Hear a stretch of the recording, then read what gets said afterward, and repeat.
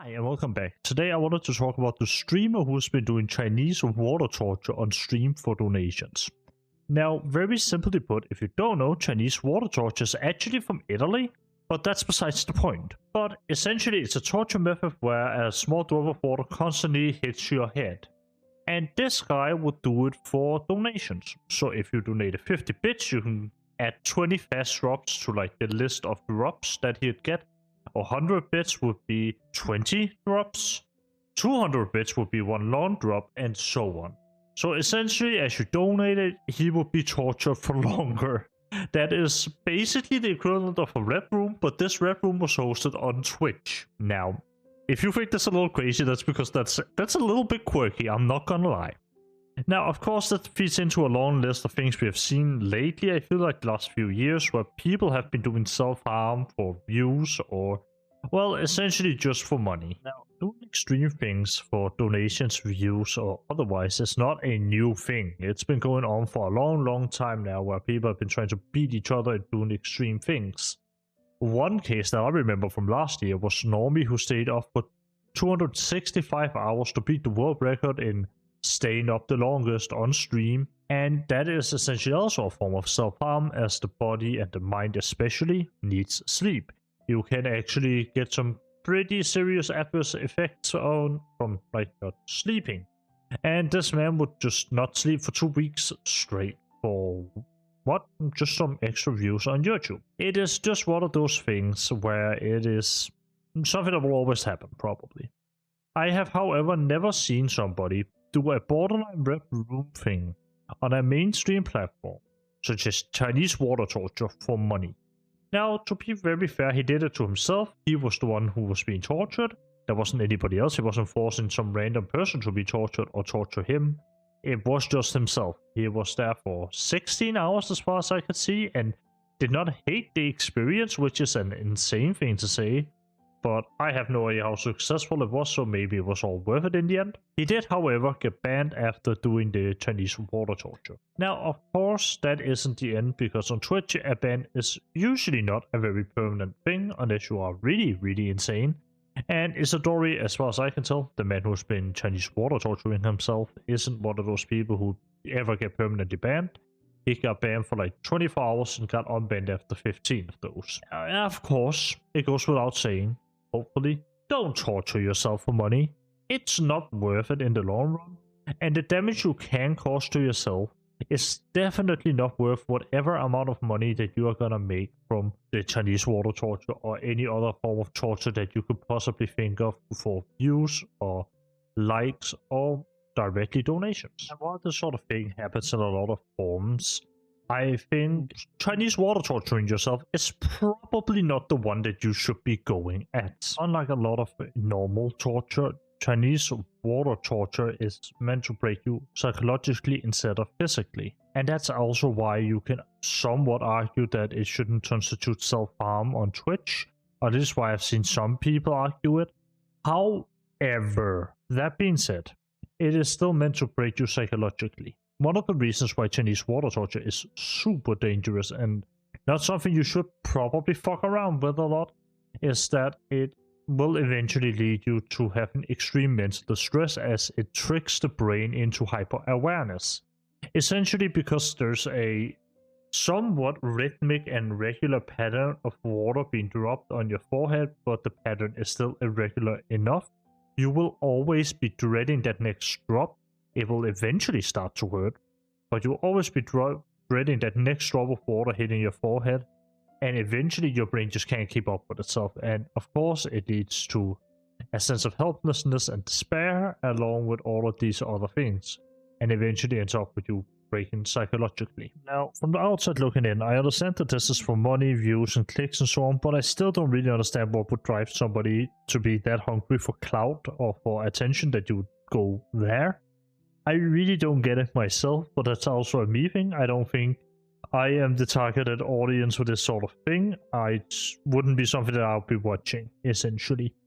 I think it's an insane thing to do, and it's something that we've seen, again, being pushed to its extremes more and more, with things such as both sexual content, but also this sort of torture and self-harm content being pushed to as far as it possibly can go, just to see where the like sort of buy-end line is. Because we see more and more things being allowed online and like on Twitch and whatnot, and there's more and more streamers who are willing to push the extremes further and further just for the sake of, well, making a little bit of extra dough. Now, of course, outside of just being kind of stupid, I don't really understand why you would do this. I think that, of course, content creation can be seen as a commercial thing. I get that this probably makes a decent amount of money, and I get that izidore as a content creator has done tricks like this before. He's locked himself in a cage for 24 hours. So I get that there probably is some level of this is just the type of content he produces, but there has to be a stop button, right? Like, when has something gone a little bit too far? And I think we have found it with the waterboarding, the Chinese water torture. It is probably a little bit further than the TOS would have liked, which is why he got banned, and also why he ended up being unbanned. Because while this isn't like the most serious offense that he could have done on Twitch, it's serious enough to the point where they at least want to give him a little slap over the wrist, which IMO is the right thing to do. I don't see why izidore should be banned for this. I don't think that's the right thing to do either. There's Twitch streamers who have gotten way less for way more, and that's just side of Twitch's MO though, because Twitch as a company is something that doesn't really evenly dish out punishments.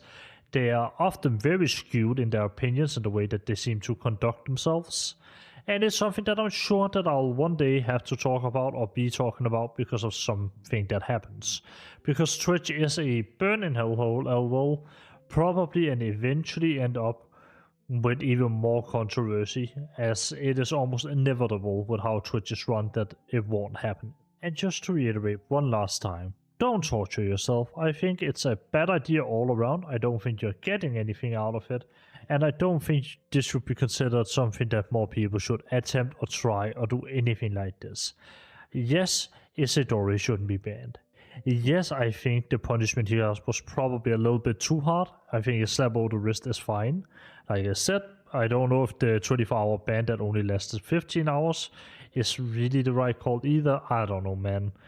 What I do know is that trying something like this should be discouraged. There are other things on Twitch that also is against TOS that people are also doing.